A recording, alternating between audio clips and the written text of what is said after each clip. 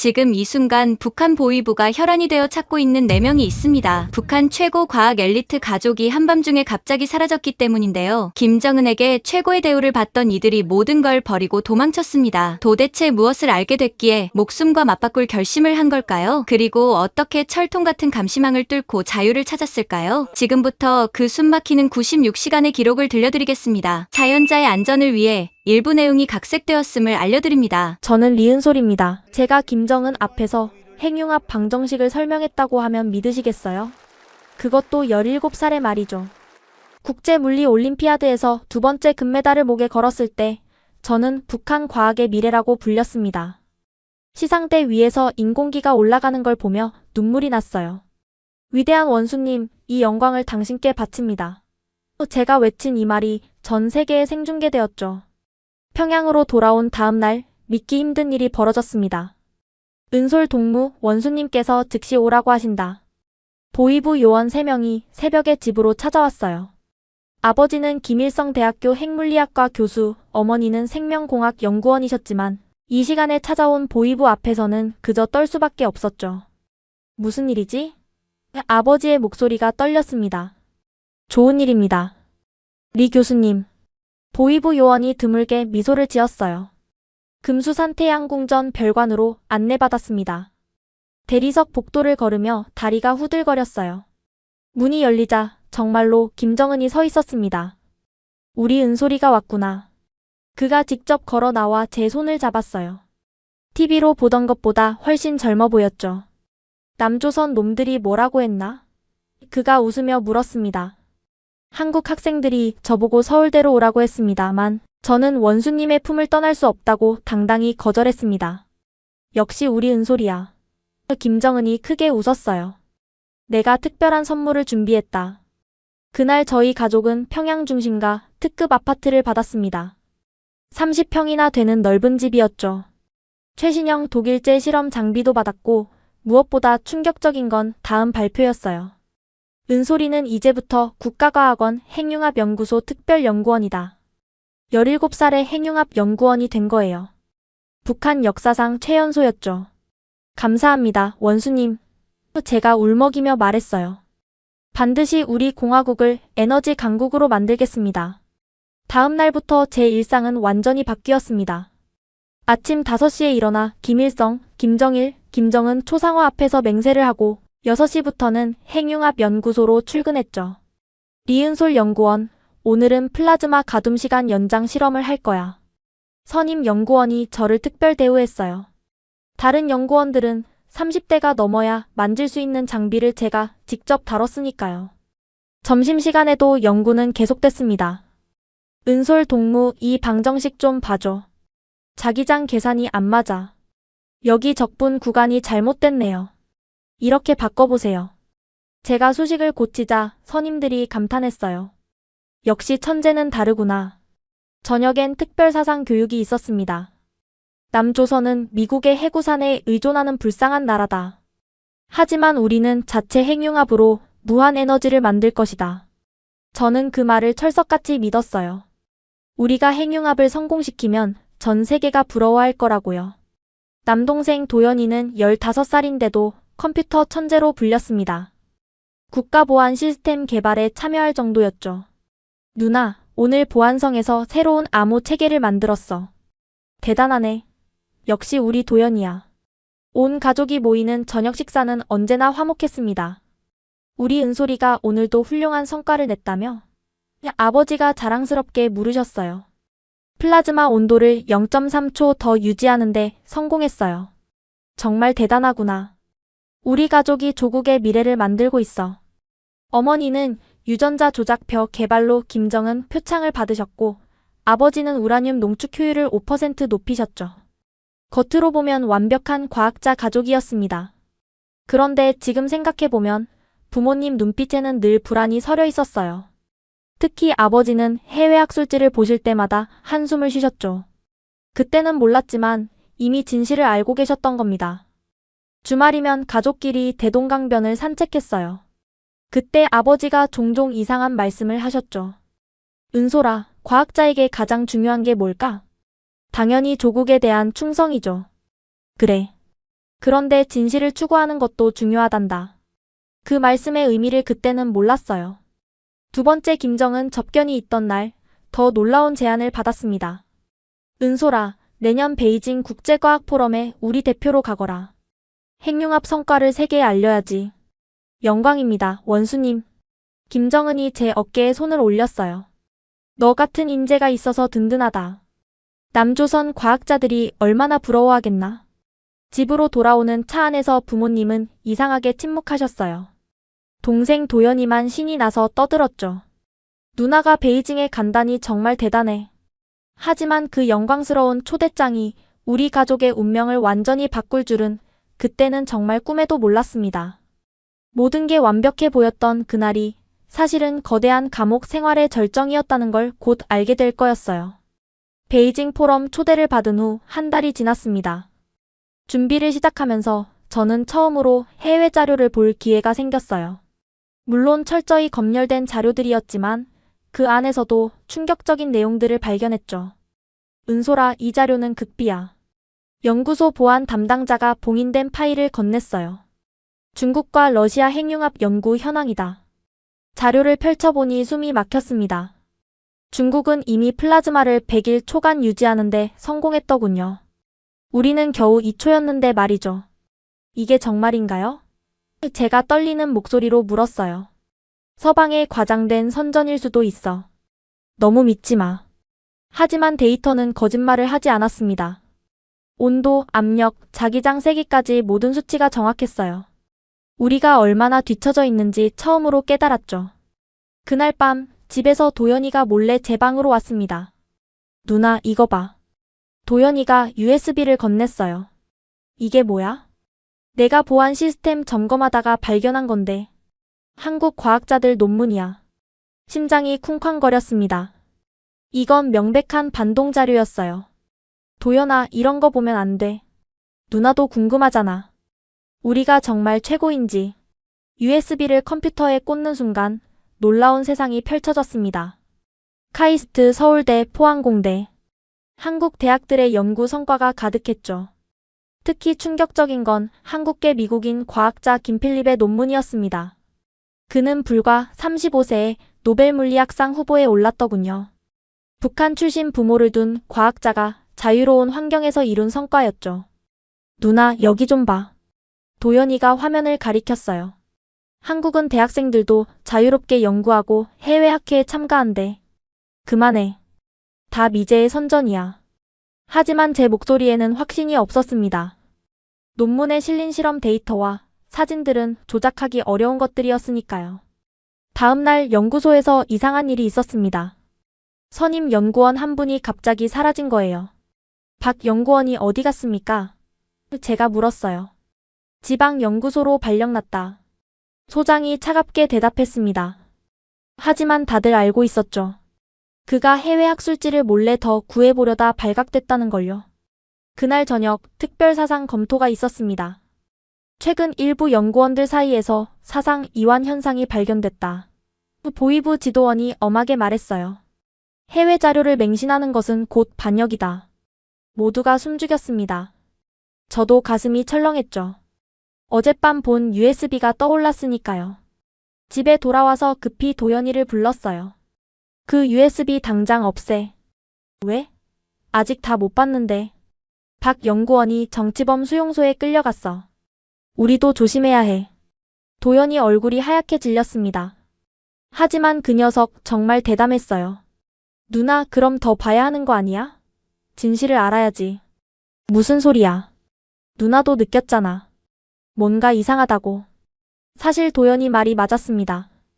핵융합 연구를 하면 할수록 의문은 커져갔어요.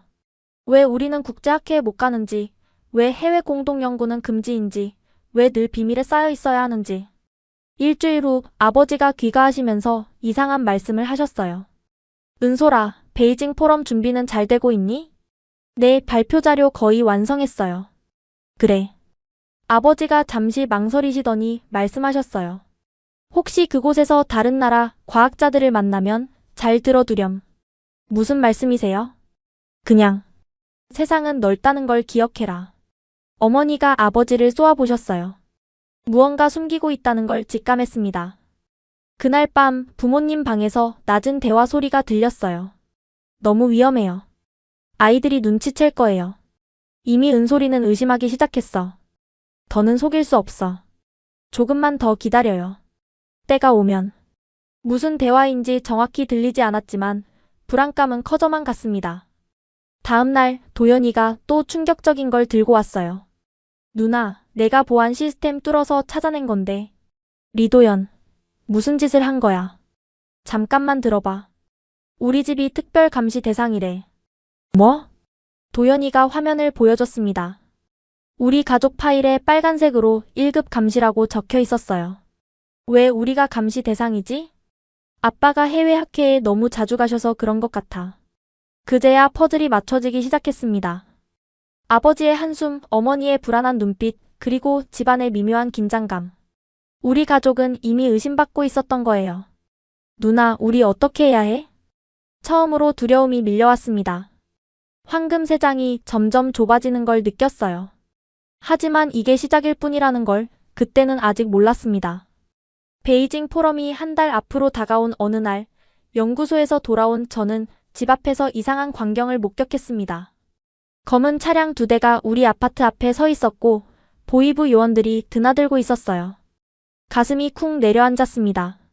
설마 도연이가 해킹한 게 발각됐나? 아니면 그 USB가? 떨리는 다리로 집에 들어서니 뜻밖에도 부모님과 도연이가 거실에 멀쩡히 앉아 있었어요. 하지만 표정이 모두 굳어 있었죠. 무슨 일이에요? 제가 조심스럽게 물었습니다. 정기 보안 점검이란다. 아버지가 대답하셨지만 손이 미세하게 떨리고 있었어요.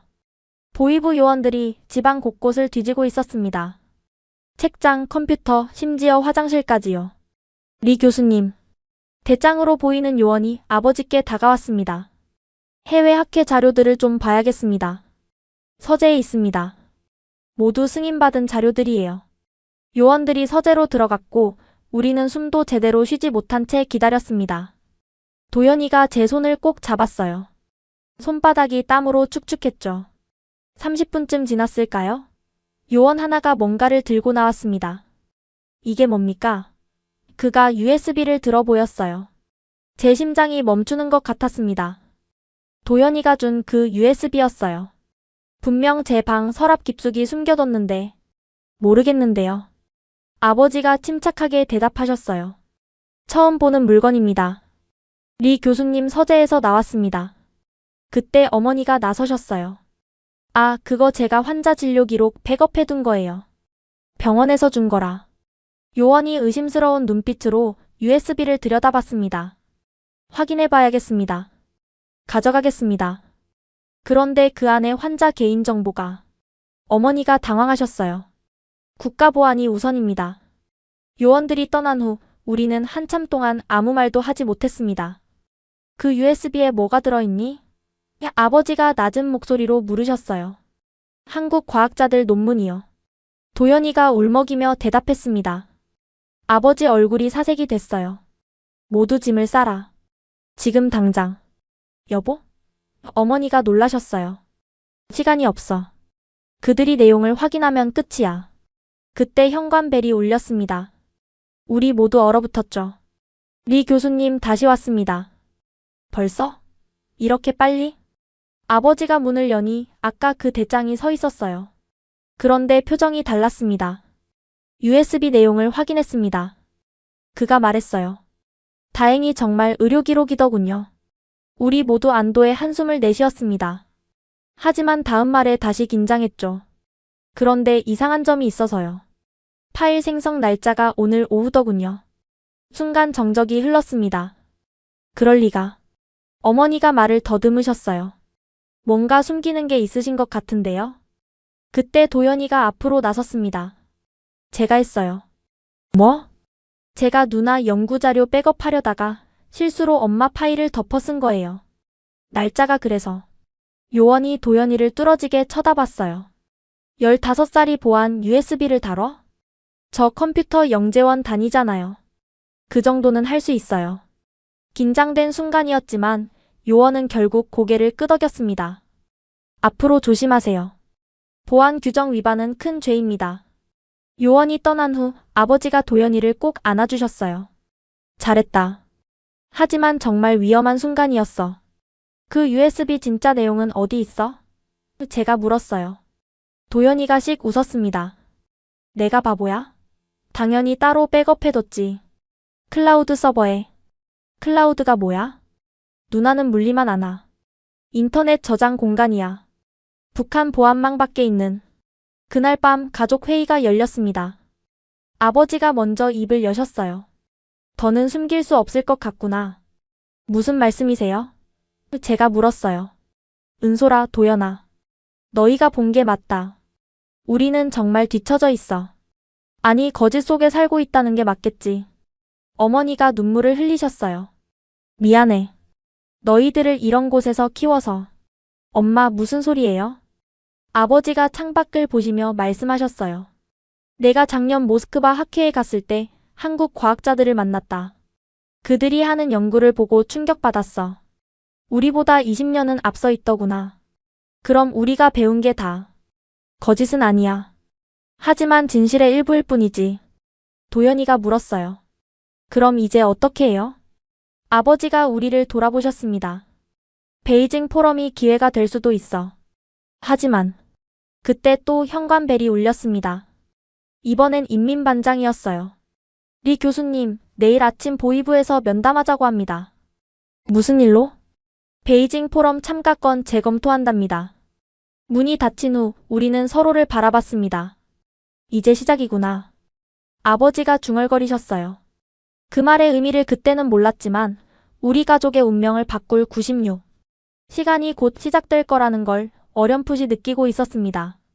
다음 날 아침 아버지는 평소보다 일찍 집을 나서셨습니다. 보이부 면담이 있는 날이었죠. 우리는 불안한 마음으로 아버지를 기다렸어요. 엄마, 아빠 괜찮으실까요?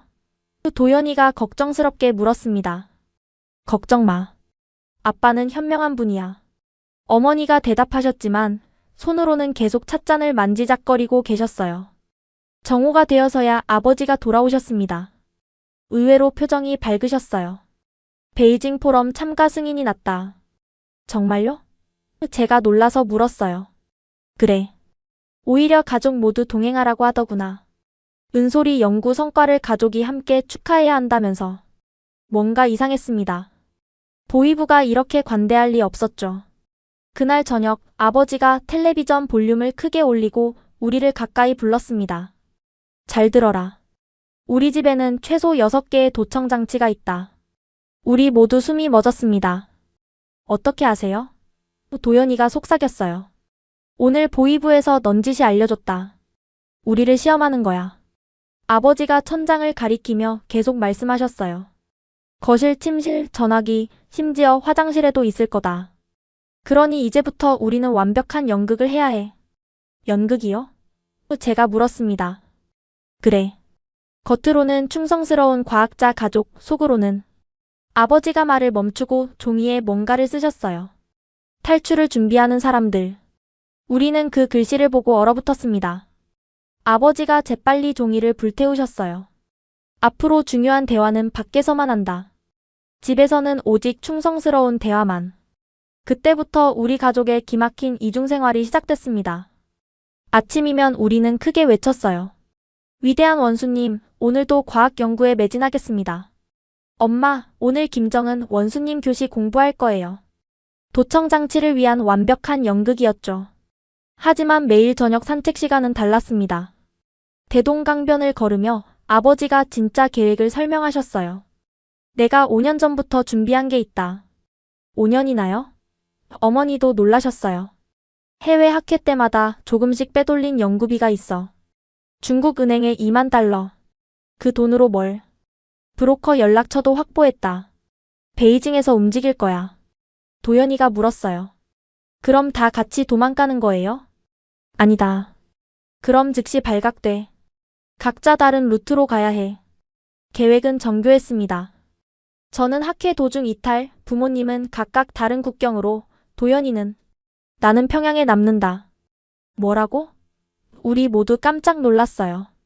내가 여기서 시스템을 교란해야 너희가 안전하게 빠져나갈 수 있어. 안 돼. 도연이가 위험해. 제가 반대했어요. 괜찮아. 내가 만든 백도어가 있어. 72시간은 버틸 수 있어. 집으로 돌아온 후 우리는 다시 연극을 시작했습니다. 은솔아, 베이징 발표 준비는 잘 되고 있니? 네, 아빠. 원수님께서 기뻐하실 만한 성과를 꼭 보여드릴게요. 이런 대화를 하면서도 눈빛으로는 다른 신호를 주고받았죠. 며칠 후 어머니가 특별한 제안을 하셨어요. 우리 가족 사진 찍으러 가지 않을래? 평양중앙사진관에서 가족 사진을 찍었습니다. 이게 마지막 일 수도 있겠구나. 아버지가 작게 중얼거리셨어요. 도연이가 갑자기 말했어요. 아니에요. 자유로운 곳에서 다시 찍을 거예요. 사진사가 셔터를 눌렀습니다. 4명의 미소 뒤에 숨겨진 비밀을 아무도 몰랐죠. 그런데 일주일 후 충격적인 일이 벌어졌습니다. 리 교수님 가족 모두 오늘 저녁 특별 만찬에 초대되셨습니다. 특별 만찬이요? 김정은 원수님께서 주최하시는 과학자 가족 만찬입니다. 베이징 출발 3일 전이었어요. 최악의 타이밍이었죠. 그날 저녁 우리는 도청장치 앞에서 환호했습니다. 원수님께서 우리 가족을 기억하고 계시다니. 정말 영광이에요. 하지만 화장실에 모여서는 다른 대화를 했죠. 이거 함정일 수도 있어. 아버지가 걱정하셨어요. 그래도 안 갈 수는 없잖아요. 어머니가 한숨 쉬셨어요. 오히려 기회야. 도연이가 말했어요. 완벽하게 충성스러운 모습을 보여주면 의심을 피할 수 있어. 운명의 만찬날이 다가왔습니다. 우리는 최고의 옷을 입고 금수산태 양궁전으로 향했어요. 리 교수 가족이 왔구나. 김정은이 직접 우리를 맞았습니다. 은솔이가 또 큰 성과를 낸다며? 네, 원수님. 이번엔 플라즈마 제어 기술에서 획기적인 발전이 있었습니다.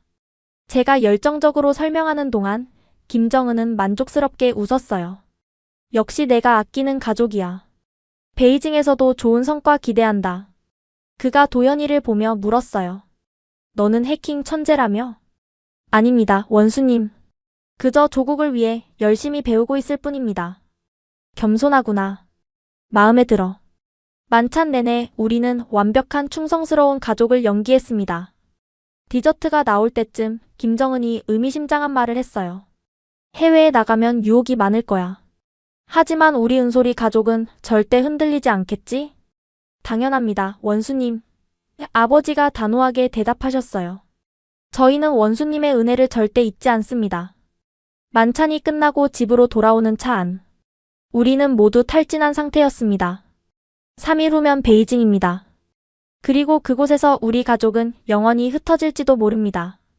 하지만 자유를 위해서라면 그 어떤 위험도 감수할 준비가 되어 있었습니다. 베이징 출발 이틀 전, 저는 핵융합 연구소에서 마지막 실험을 진행하고 있었습니다. 이번엔 특별한 이유가 있었죠. 제가 없어도 후배들이 연구를 이어갈 수 있도록 모든 데이터를 정리하고 있었거든요. 은솔 동무 플라즈마 온도가 1억 도를 넘었어. 조수가 흥분해서 소리쳤습니다. 북한 역사상 최고 기록이었어요. 진정해. 아직 유지 시간이 문제야. 제가 침착하게 대답했지만 속으로는 씁쓸했습니다. 이 순간이 제 마지막 실험이 될 거라는 걸 아무도 몰랐으니까요. 그때 연구소 보안팀장이 들어왔습니다. 리은솔 연구원, 베이징 발표 자료 최종 검토를 해야 합니다. 네, 준비됐습니다. 회의실에서 제 발표 자료를 꼼꼼히 살폈어요. 그들이 찾는 건 과학적 오류가 아니라 사상적 문제였죠. 이 부분, 국제협력의 중요성을 너무 강조한 것 같은데? 우리 공화국의 자립적 발전을 먼저 언급하고 보조적으로만 협력을 말하겠습니다. 좋아. 그리고 한국 과학자를 만나면? 당연히 우리의 우월성을 보여주겠습니다. 팀장이 만족스럽게 고개를 끄덕였어요. 그날 밤 집에서 가족들과 마지막 저녁을 먹었습니다.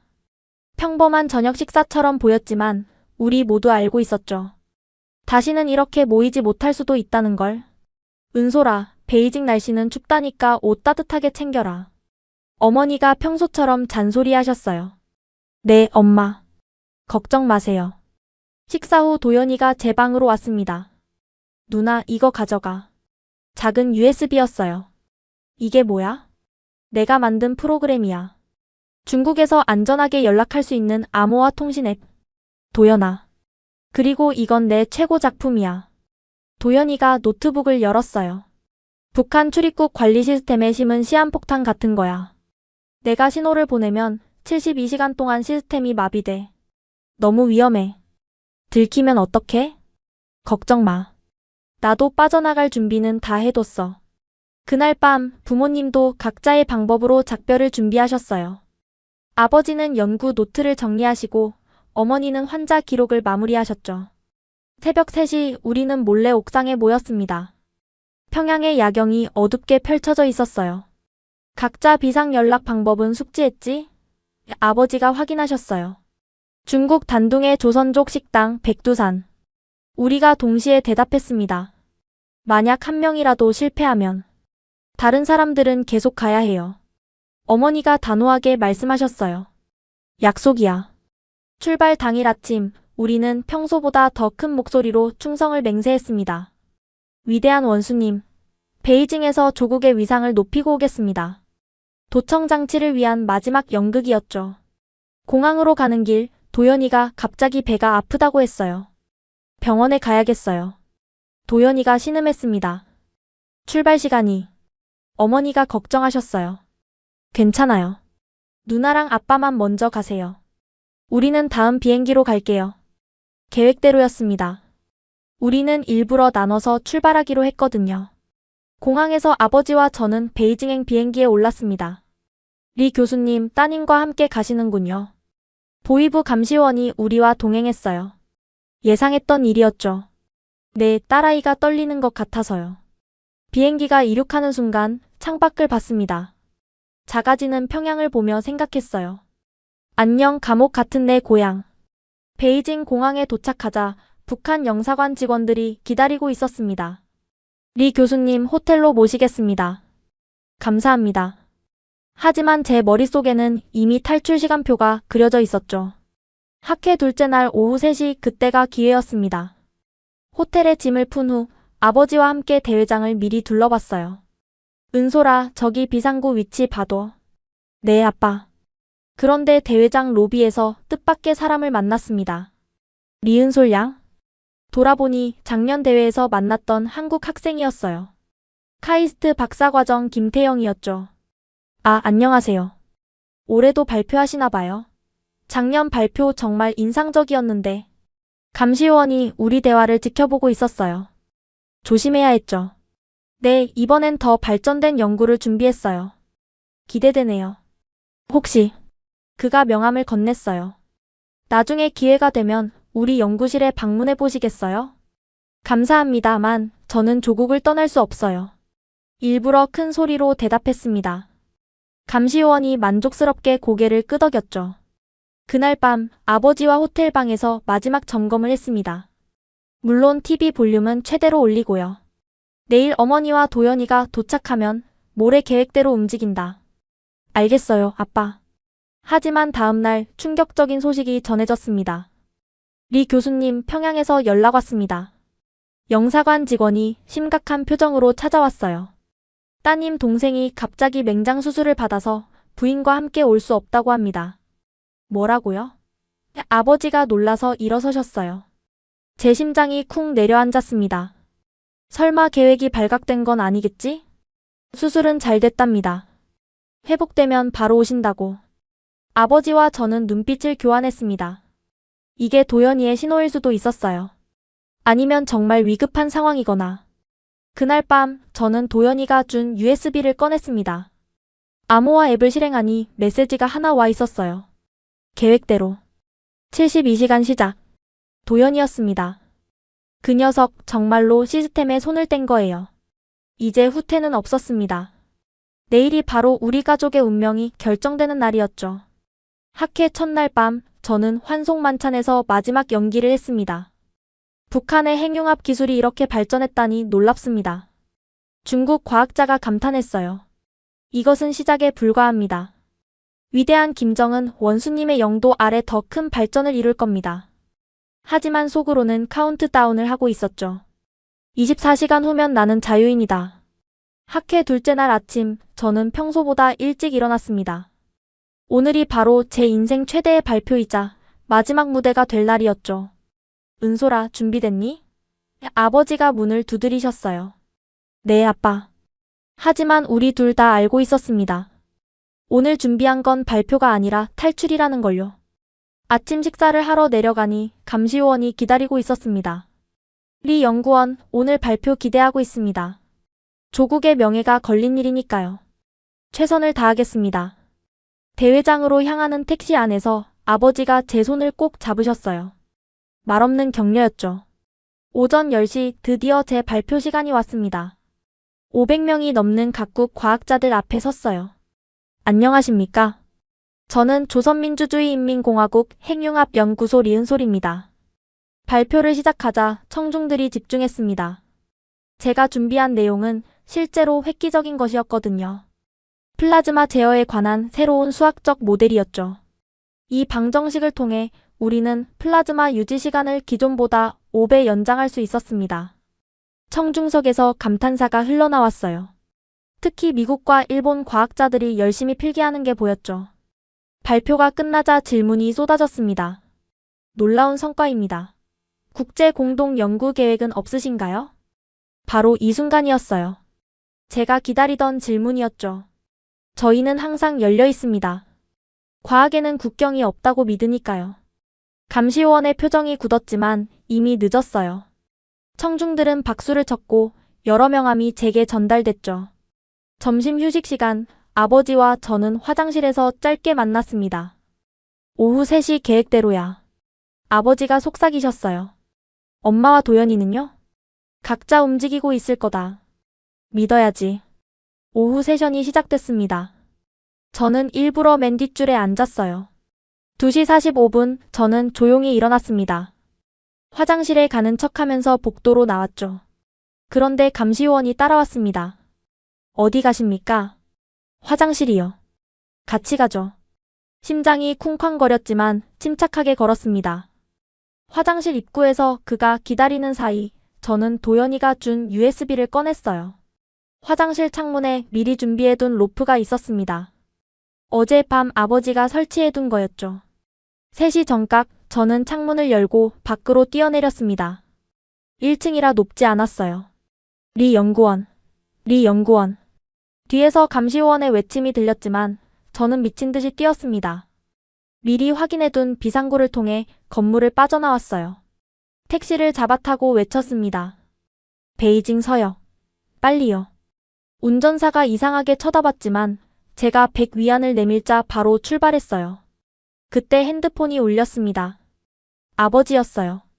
나도 빠져나왔다. 계획대로 따로 움직여. 네, 아빠. 조심하세요.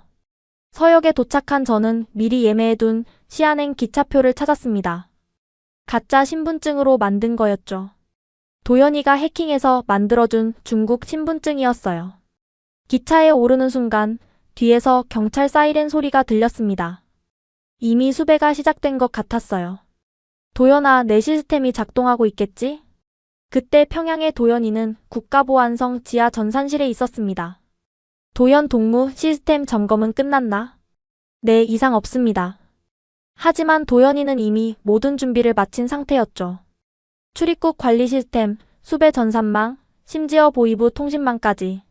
그가 심어놓은 악성 코드가 곧 작동할 예정이었어요. 한편 어머니는 두만강 근처 온성군 병원에 계셨습니다. 최 선생님, 환자 회진 끝났으면 돌아가셔도 됩니다. 감사합니다. 그런데 약품 창고 확인 좀 하고 갈게요. 어머니는 약품 창고로 간 척하고는 병원 뒷문으로 빠져나가셨어요. 미리 연락해둔 브로커가 트럭에서 기다리고 있었죠. 아버지는 신의주에서 학술 세미나에 참석 중이셨습니다. 리 교수님, 베이징 소식 들으셨습니까? 동료 교수가 물었어요. 무슨 소식이요? 따님이 행사장에서 사라졌다고. 아버지는 놀란 표정을 지으셨어요. 뭐라고요? 그럴 리가. 완벽한 연기였죠. 사실 아버지도 이미 탈출 준비를 마친 상태였으니까요. 저는 시안행 기차 안에서 도연이의 메시지를 확인했습니다. 59시간 램 AI님. 시스템 혼란 시작. 정말로 북한 전산망이 마비되기 시작한 거예요. 그런데 갑자기 기차가 멈췄습니다. 차장이 들어와서 신분증 검사를 시작했어요. 신분증 보여주세요. 떨리는 손으로 가짜 신분증을 내밀었습니다. 차장이 유심히 들여다봤어요. 심장이 터질 것 같았죠. 장유혜 씨 베이징에서 뭐 하셨어요? 과학학회에 참석했습니다. 학생이세요? 네, 칭화대학 박사과정입니다. 다행히 도연이가 완벽하게 만든 가짜 신분이 통했어요. 차장이 신분증을 돌려주고 나갔습니다. 하지만 안심하기엔 일렀죠. 창밖을 보니 역에 공안들이 대기하고 있었어요. 이제 시작이구나. 96시간의 카운트다운은 계속되고 있었습니다. 59시간 후면 도연이의 프로그램이 끝나고 그때까지 우리 가족 모두가 안전한 곳에 도착해야 했어요. 과연 우리는 성공할 수 있을까요? 기차는 다시 달리기 시작했고 저는 창밖의 중국 대륙을 바라봤습니다. 자유를 향한 긴 여정의 시작이었죠. 시안에 도착한 저는 즉시 기차역을 빠져나왔습니다. 미리 예약해둔 작은 여관으로 향했죠. 가짜 신분증이 여전히 유효하길 바라면서요. 여관 방에 들어가자마자 노트북을 켰습니다. 도연이가 만든 암호화 통신 앱에 접속했어요. 누나 무사해? 도연이었습니다. 실시간으로 연결된 거예요. 응. 시안 도착. 너는? 아직 평양. 지금 보안성 전산실. 시스템이 내 예상보다 빨리 반응하고 있어. 무슨 말이야? 북한 당국이 누나 수배령을 내렸어. 중국 공안에도 협조 요청했고. 근데 내가 심은 바이러스가 작동해서 데이터가 계속 꼬이고 있어. 갑자기 화면에 복잡한 코드들이 나타났습니다. 이게 뭐야? 실시간 추적 현황이야. 빨간 점이 누나를 찾는 공안들이고 파란 점이 누나야. 화면을 보니 정말 무서웠어요. 빨간 점들이 시안역 주변에 집결하고 있었거든요. 누나, 당장 그 여관에서 나와. 10분 안에 공안이 들이닥칠 거야. 서둘러 짐을 쌌습니다. 노트북과 여권, 현금만 챙겨서 뒷문으로 빠져나왔어요. 어디로 가야 해? 잠깐 경로 계산 중. 서쪽 버스 터미널로 가. 거기서 란저우행 버스 타. 도연이의 안내를 따라 움직였습니다. 택시를 타고 싶었지만 너무 위험했어요. 대신 자전거를 빌려 탔죠. 그때 어머니로부터 메시지가 왔습니다. 두만강 건넜다. 중국 쪽 브로커와 합류. 은솔아 조심해라. 다행이었어요. 어머니는 무사히 국경을 넘으신 거예요. 하지만 아버지로부터는 소식이 없었습니다. 불안했지만 계속 움직여야 했죠. 버스 터미널에 도착했을 때 도연이가 급히 메시지를 보냈어요. 누나 큰일 났어. 중국 공안이 안면 인식 시스템 가동했어. 마스크랑 선글라스 써. 급히 근처 가게에서 마스크와 모자를 샀습니다. 그런데 버스표를 사려니 또 문제였어요. 신분증을 제시해야 했거든요. 도연아, 가짜 신분증이 아직 유효할까? 잠깐. 확인해 볼게. 잠시 후 도연이가 답했어요. 안 돼. 이미 블랙리스트에 올랐어. 다른 방법 찾아야 해. 그때 옆에서 할머니 한 분이 고생하시는 게 보였어요. 무거운 짐을 들고 계셨죠. 할머니, 제가 도와드릴게요. 아이고, 고맙네. 란저우까지 가는데 짐이 너무 무거워서. 순간 아이디어가 떠올랐어요. 할머니, 제가 짐도 들어드리고 버스표도 같이 사드릴게요. 제 것도 좀 부탁드려도 될까요? 신분증을 집에 놓고 와서. 그래? 요즘 젊은이가 참 착하구나. 할머니 덕분에 무사히 버스표를 살 수 있었습니다. 버스 안에서 도연이가 또 연락을 해왔어요. 누나, 내가 공안 시스템에 가짜 정보를 흘렸어. 누나가 반대 방향인 정저우로 갔다고. 정말? 어떻게? 누나 얼굴로 딥페이크 영상을 만들어서 정저우역 CCTV에 합성했어. 최소 3시간은 벌 수 있을 거야. 동생이 정말 천재라는 걸 새삼 느꼈어요. 그때 아버지로부터 드디어 연락이 왔습니다. 압록강 건넜다. 단둥 향하는 중. 모두 계획대로다. 온 가족이 무사히 국경을 넘은 거예요. 하지만 이제부터가 진짜 시작이었죠. 도연이가 걱정스러운 메시지를 보냈어요. 누나, 나쁜 소식이야. 북한 해커팀이 내 코드를 분석하기 시작했어. 예상보다 빨라. 그럼 어떡해? 괜찮아. 내가 미끼 서버를 여러 개 만들어 놨어. 걔들이 가짜를 쫓는 동안 시간을 벌 수 있어. 하지만 도연이 목소리에도 긴장감이 느껴졌어요. 그리고 누나, 48시간 후면 내 프로그램이 자동 종료돼. 그 전에 모두 안전한 곳에 도착해야 해. 버스가 란저우에 도착했을 때는 이미 밤이었습니다. 역 앞에서 도연이의 안내를 기다렸어요. 누나, 란저우역 3번 출구 앞 카페로 가. 거기 우리 협조자가 있어. 협조자? 중국에 사는 탈북자야. 아빠가 미리 연락해뒀대. 카페에 들어가니 중년 여성이 저를 알아보고 다가왔어요. 은솔 씨죠? 기다리고 있었어요. 네, 감사합니다. 서둘러요. 제 차로 안전가옥까지 모셔다 드릴게요. 차를 타고 가면서도 계속 도연이와 연락을 주고받았어요. 누나, 지금 보이부가 난리야. 네트워크가 완전히 마비됐거든. 덕분에 엄마 아빠 추적도 제대로 못하고 있어.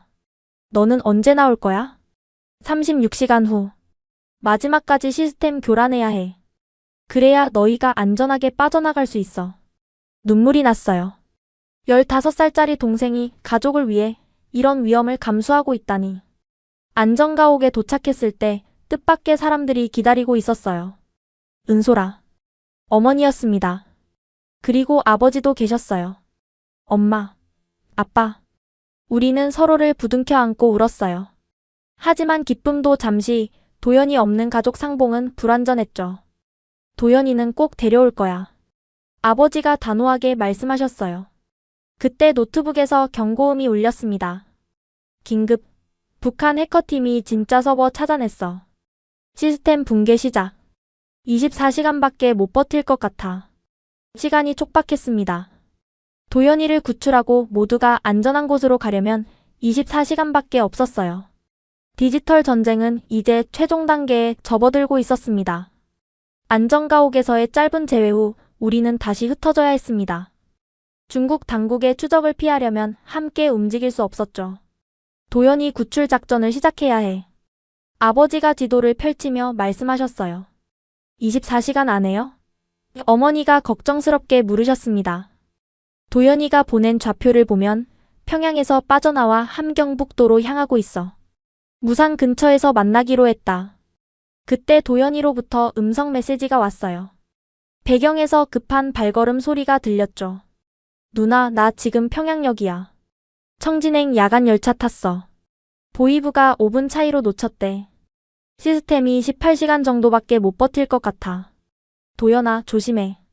제가 마이크에 대고 외쳤어요. 걱정 마. 내가 준비한 게 또 있어. 누나는 어디야? 란저우 근처야. 이제 국경으로 갈 거야. 아버지가 계획을 설명하셨습니다. 은솔이랑 어머니는 투먼으로 가라. 거기서 대기하고 있어. 나는 무산으로 가서 도연이를 데려올게. 너무 위험해요. 어머니가 반대하셨어요. 내가 가야 해. 국경 지리를 잘 아니까. 우리는 다시 작별해야 했습니다. 이번엔 정말 마지막이길 바라면서요. 어머니와 저는 투먼으로 향하는 차에 올랐습니다. 조선족 브로커가 운전했죠. 국경 경비가 요즘 심해요. 특히 밤에는 더 위험합니다. 알아요. 하지만 시간이 없어요. 차 안에서 계속 도연이의 상황을 확인했습니다. 그가 실시간으로 위치를 전송하고 있었거든요. 청진 도착. 무산행 버스 기다리는 중. 역에 보이부 요원들 많아. 얼굴 가리고 조심해. 이미 변장했어. 누나가 가르쳐준 대로. 한편 아버지는 무산으로 향하고 계셨습니다. 새벽 3시 우리는 투먼 근처 은신처에 도착했어요. 그곳에서 또 다른 탈북자 가족을 만났습니다. 저희도 오늘 밤 건너려고요. 젊은 부부가 말했어요. 아이도 있네요. 어머니가 놀라셨어요. 네, 5살이에요. 더 크기 전에 자유를 찾아주고 싶어서. 모두가 같은 꿈을 안고 있었습니다. 자유를 향한 간절함이요. 그때 도연이로부터 급한 메시지가 왔어요. 누나, 큰일 났어. 보이부가 내 행적 파악했어. 무산 검문소에 비상령 내렸대. 그럼 어떡해? 루트 바꿔야 해. 회령 쪽으로 갈게. 아버지께 연락했더니 이미 알고 계셨어요. 나도 회령으로 방향 바꿨다. 도연이보다 먼저 도착해서 준비할게. 새벽 4시 드디어 강을 건널 시간이 왔습니다. 조용히 따라오세요. 안내인이 속삭였어요. 두만강은 생각보다 넓었습니다. 11월 말에 강물은 얼음처럼 차가웠죠. 여기가 제일 얕은 곳이에요.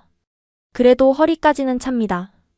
우리는 옷을 비닐에 싸서 머리 위로 들었어요. 발을 담그는 순간 온몸이 얼어붙는 것 같았습니다. 엄마, 괜찮으세요? 제가 어머니 손을 꼭 잡았어요. 응, 걱정 마. 하지만 어머니의 손은 벌써 얼음장이었죠. 절반쯤 건넜을 때 갑자기 손전등 불빛이 비쳤습니다. 거기 누구야?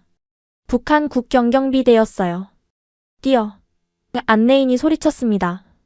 우리는 미친 듯이 강을 건넜어요. 총소리가 들렸지만 멈출 수 없었죠. 5살 아이를 아는 아버지가 넘어졌습니다. 아이 데리고 먼저 가요. 그가 외쳤어요. 어머니와 제가 아이를 받아안고 뛰었습니다. 중국 땅에 오르는 순간 다리가 풀렸어요. 하지만 안심하기엔 일렀죠. 여기도 안전하지 않아요. 서둘러요. 우리는 젖은 몸으로 30분을 더 걸어야 했습니다. 추위에 온몸이 떨렸어요. 그때 도연이로부터 연락이 왔습니다. 누나, 나 회령 도착했어. 근데 아빠가 안 보여. 불안했지만 희망적인 소식도 있었어요. 시스템 완전 붕괴까지 8시간 남았어. 그 전에 만나야 해. 드디어 안전한 곳에 도착했을 때 아버지로부터 전화가 왔습니다. 도연이 찾았다. 지금 국경으로 데려가고 있어. 정말요? 무사해요? 응. 하지만 경비가 삼엄해. 원래 계획대로는 안 될 것 같아. 그때 도연이가 전화를 바꿔받았어요. 누나, 나 괜찮아. 근데 여기 상황이 안 좋아. 다른 방법 찾아야 할 것 같아. 무슨 방법? 내가 하나 더 준비한 게 있어. 국경경비대 통신망에 심은 바이러스. 10분간 마비시킬 수 있어. 그거면 충분해? 충분해야지. 다른 방법이 없어. 새벽 5시 30분 도연이의 마지막 해킹이 시작됐습니다. 지금이야. 도연이가 외쳤어요. 아버지와 도연이는 어둠 속에서 강을 향해 뛰었습니다. 우리는 중국 쪽에서 손전등을 흔들며 신호를 보냈어요. 여기야. 이쪽이야. 10분이 영원처럼 느껴졌습니다. 드디어 두 사람의 실루엣이 보였어요. 빨리. 시간 없어. 도연이가 헐떡이며 외쳤어요. 마지막 몇 미터를 남기고 경보음이 울리기 시작했습니다. 통신망이 복구된 거예요. 뛰어. 아버지가 도연이를 밀어주며 먼저 보냈습니다. 총소리가 울렸지만 두 사람 모두 무사히 중국 땅을 밟았어요. 도연아. 제가 동생을 꼭 안았습니다. 누나. 우리 정말 해냈어. 15살 천재 해커는 온몸이 진흙투성이었지만 환하게 웃고 있었어요. 시스템은? 아버지가 물으셨어요. 5시간 후 완전 복구될 거예요. 그때쯤이면 우리는 이미 멀리 있겠죠? 드디어 우리 가족 4명이 모두 모였습니다. 두만강의 차가운 물살도, 총소리도, 그 무엇도 우리를 막을 수 없었어요. 이제 정말로 자유를 향한 마지막 여정만 남았습니다. 중국 국경을 넘은 우리 가족은 즉시 내륙으로 이동해야 했습니다. 탈북자들을 돕는 조선족 브로커가 낡은 봉고차로 우리를 태웠어요. 이제부터가 진짜 시작입니다. 브로커가 말했어요. 중국 공안, 북한 보위부 모두가 당신들을 찾고 있어요. 차 안에는 우리 가족 외에도 6명의 탈북자가 더 있었습니다. 모두가 같은 꿈을 안고 있었죠. 옌지까지 8시간, 그 다음 기차로 쿤민까지 이틀, 거기서 라오스 국경까지 또 하루. 브로커가 경로를 설명했어요. 도연이가 노트북을 열었습니다. 시스템 완전 복구까지 3시간 남았어. 그 후엔 우리 행적이 다 드러날 거야. 괜찮아. 아버지가 도연이 어깨를 두드렸어요. 내가 벌어준 시간으로 충분해. 하지만 첫 검문소에서부터 위기가 찾아왔습니다. 차 세우세요. 중국 공안이었어요. 우리는 숨을 죽였죠. 화물 검사합니다. 모두 내리세요. 브로커가 봉투를 슬쩍 건넸지만 공안은 고개를 저었어요. 최근 탈북자가 많아서 상부 지시가 내려왔어요. 전원 신분 확인해야 합니다. 우리는 중국 동포로 위장하고 있었지만 말투나 행동에서 티가 날 수 있었어요. 그때 도연이가 갑자기 쓰러졌습니다. 으악. 배가 아파. 도연아. 어머니가 놀라서 달려갔어요. 도연이는 바닥에서 뒹굴며 신음했습니다. 연기인지 진짜인지 구분이 안 갈 정도였죠. 병원에 가야 해요. 제가 중국어로 외쳤어요. 공안들이 당황했습니다. 맹장염 같아요. 빨리 안 가면 큰일 나요. 어머니가 의사 경험을 살려 진단하는 척했어요. 그럼 빨리 가세요. 옌지 병원이 가까워요. 우리는 서둘러 차에 올랐고 검문소를 무사히 통과했습니다. 도연아, 괜찮아? 해에 어때요? 연기 잘했죠? 정말 이 녀석 컴퓨터만 잘하는 게 아니었어요. 옌지에 도착한 후 우리는 기차역으로 향했습니다. 하지만 역 앞에는 공안들이 가득했어요. 신분증 검사가 강화됐어요. 브로커가 걱정스럽게 말했어요. 다른 방법을 찾아야 해요. 그때 아버지가 결단을 내리셨습니다. 흩어지자. 각자 다른 루트로 쿤밍에서 만나는 거야. 또 헤어져요? 제가 불안해했어요. 이번이 마지막이야. 약속할게. 우리는 두 팀으로 나뉘었습니다. 부모님은 버스로, 도연이와 저는 기차로 가기로 했죠. 쿤밍역 3번 출구, 모레 저녁 6시. 아버지가 약속 장소를 정했어요. 헤어지기 전 어머니가 우리를 꼭 안아주셨어요. 조심해. 꼭 만나자. 도연이와 저는 대학생 남매로 위장했습니다. 다행히 젊은 사람들은 검사가 덜 엄격했어요. 36시간의 기차 여행이 시작됐습니다. 누나, 이제 진짜 안전한 걸까? 도연이가 작은 소리로 물었어요. 아직이야. 라오스 국경까지 가야 해. 기차 안에서도 몇 번의 검문이 있었지만 우리는 침착하게 넘겼습니다. 베이징 유학생이라고 거짓말했죠. 쿤밍에 도착했을 때 약속 장소에는 아무도 없었습니다. 혹시? 도연이가 불안해했어요. 6시 10분, 20분, 30분. 시간이 지날수록 불안은 커졌죠. 그때 멀리서 익숙한 두 사람이 걸어왔습니다. 엄마, 아빠. 우리는 또다시 재회의 포옹을 나눴어요. 버스가 고장나서 늦었어. 걱정했지? 너무 무서웠어요. 이제 라오스 국경까지 마지막 구간만 남았습니다. 새벽 4시 우리는 다른 탈북자들과 함께 트럭에 올랐어요. 국경까지 8시간입니다. 중간에 정글을 걸어야 해요. 정글 트레킹은 상상 이상으로 힘들었습니다. 발밑 조심하세요. 뱀이 있을 수 있어요. 더위와 습기 그리고 끝없는 산길. 누나, 나 못 걷겠어. 도연이가 주저앉았어요. 조금만 더 힘내. 거의 다 왔어. 서로를 부축하며 6시간을 걸었습니다. 드디어 안내인이 멈춰 섰어요. 저기 보이는 강이 메콩강입니다. 저 너머가 라오스예요. 우리는 작은 보트에 나눠 탔습니다. 강을 건너는 20분 동안 아무도 말하지 않았어요. 모두가 같은 생각을 하고 있었죠. 정말 끝났구나. 우리가 해냈구나. 라오스 땅에 발을 디딘 순간 어머니가 흐느꼈습니다. 이제 정말 자유인 거지? 하지만 여정은 아직 끝나지 않았어요. 라오스를 거쳐 태국까지 가야 했죠. 이틀 후 우리는 방콕의 한국 대사관 앞에 서 있었습니다. 탈북자입니다. 도와주세요. 경비원이 우리를 안으로 안내했어요. 어서 오세요. 이제 안전합니다. 3,000km의 대장정이 끝난 순간이었습니다. 평양에서 시작해 중국 대륙을 횡단하고 정글을 헤치고 강을 건너 드디어 자유의 문턱에 선 거예요. 도연아, 우리 정말 해냈다. 응, 누나. 이제 시작이야. 방콕 한국 대사관에서 우리는 처음으로 안전하다는 느낌을 받았습니다. 영사가 따뜻하게 맞아주었어요. 고생 많으셨습니다. 이제 걱정하지 마세요. 하지만 절차는 복잡했습니다. 신원 확인, 서류 작성, 면담까지. 북한에서 어떤 일을 하셨나요? 우리는 조심스럽게 대답했어요. 핵융합연구원, 생명공학자, 핵물리학 교수. 영사의 눈이 커졌습니다. 정말 귀한 분들이 오셨네요. 한국 정부에서 특별히 관심을 가질 것 같습니다. 일주일 동안 대사관 보호시설에 머물렀어요. 처음으로 마음 편히 잠들 수 있었죠. 누나, 김치찌개다. 도연이가 감격해했어요. 북한 김치찌개랑 다르네? 응, 근데 이게 더 맛있어. TV에서는 한국 뉴스가 나왔습니다. 자유로운 언론, 다양한 의견들. 신세계였어요. 그런데 넷째 날, 예상치 못한 일이 벌어졌습니다. 리 선생님 가족이시죠? 한국에서 파견 나온 국정원 직원이었어요. 북한이 국제 수배령을 내렸습니다.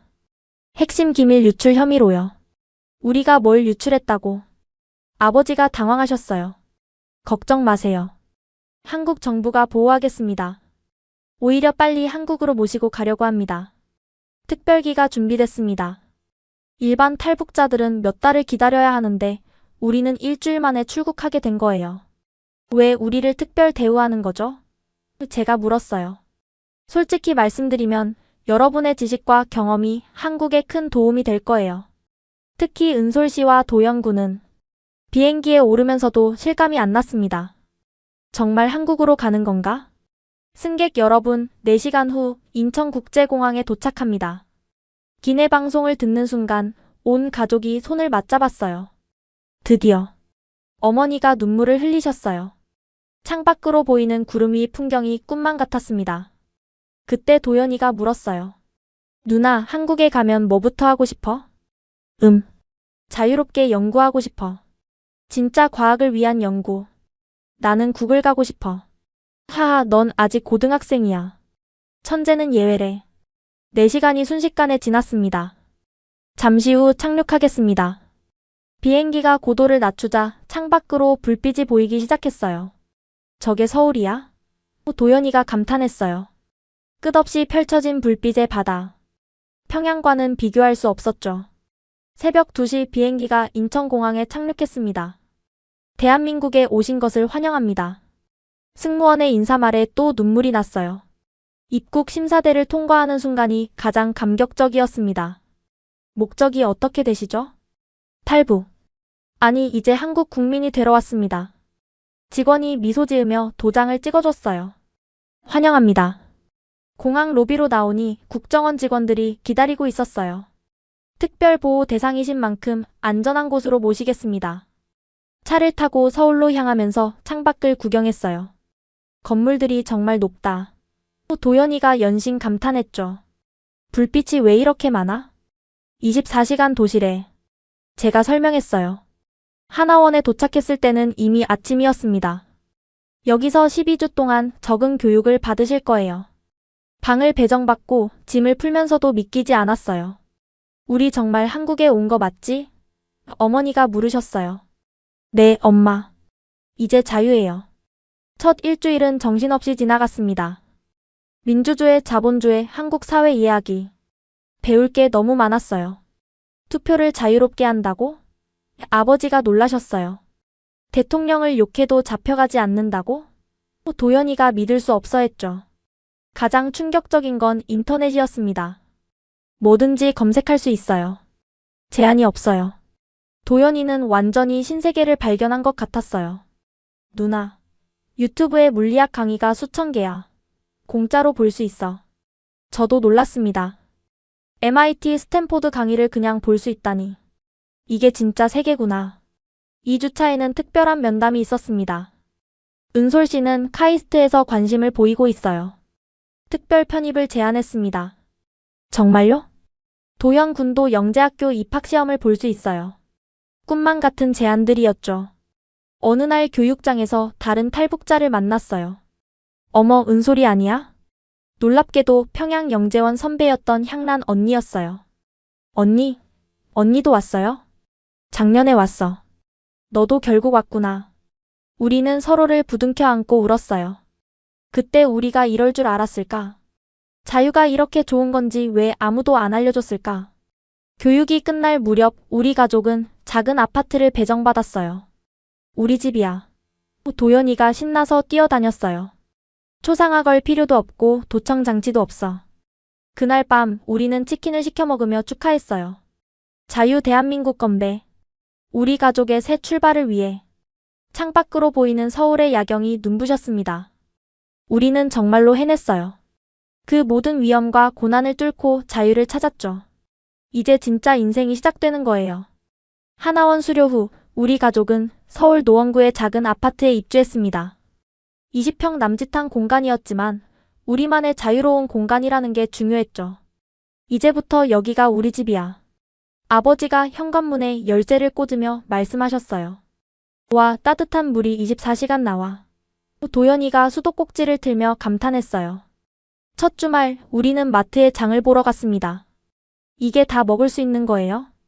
어머니가 믿을 수 없다는 표정으로 과일 코너를 보셨어요. 바나나, 오렌지, 망고. 북한에서는 최고 간부들만 먹을 수 있던 것들이 즐비했죠. 원하는 거 다 사도 돼요?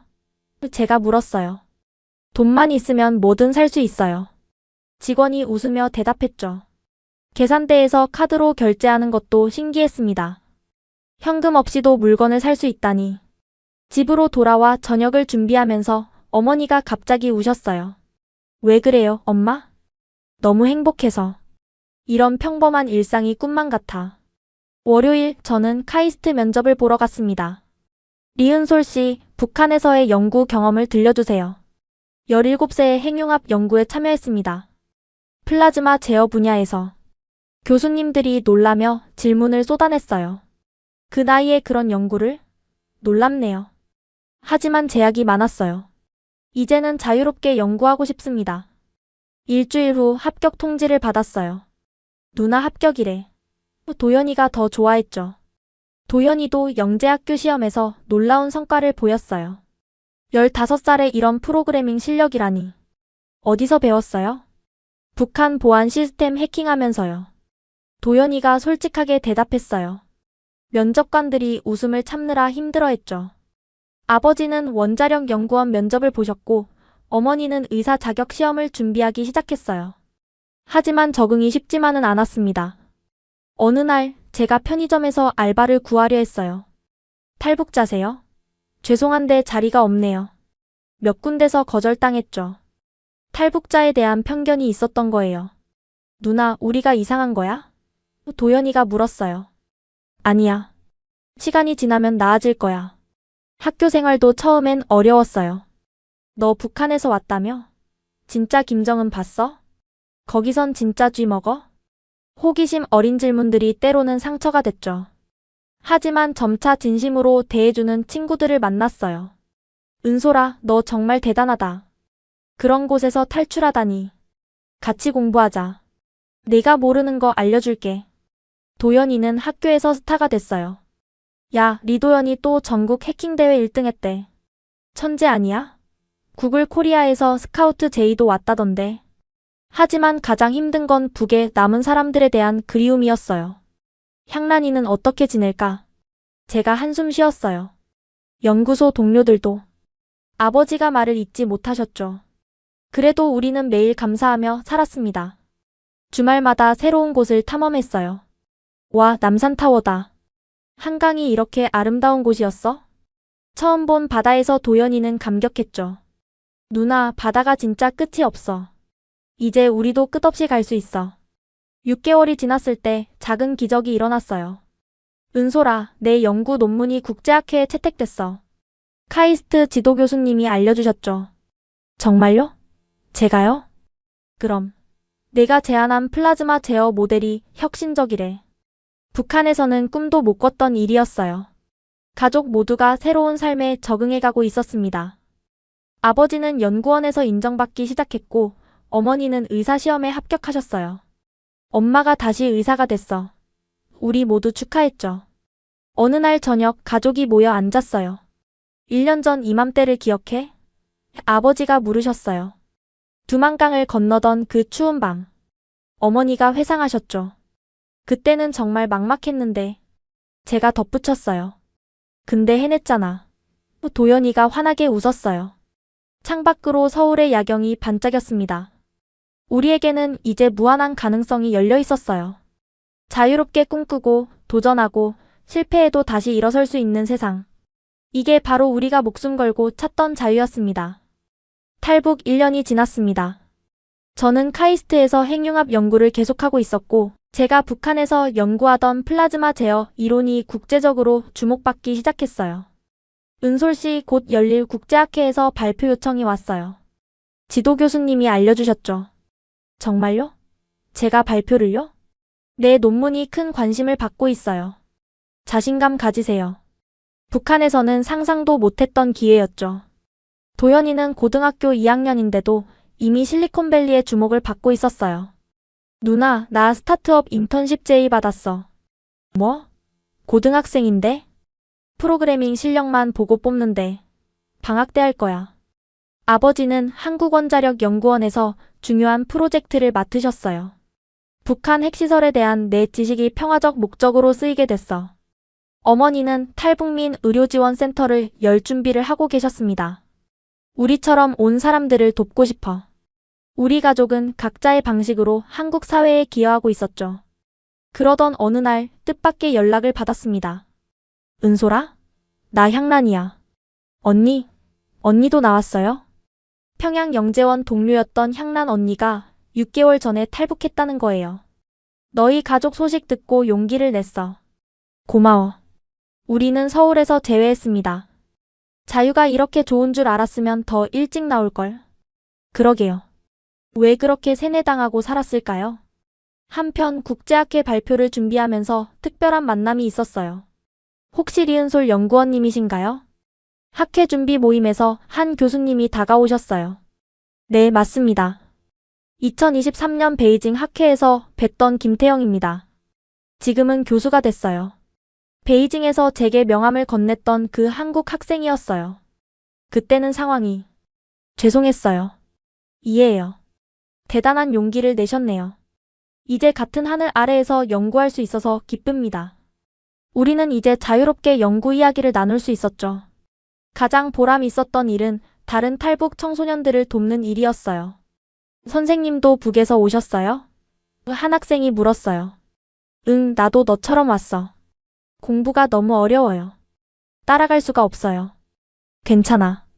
나도 처음엔 그랬어. 같이 해보자.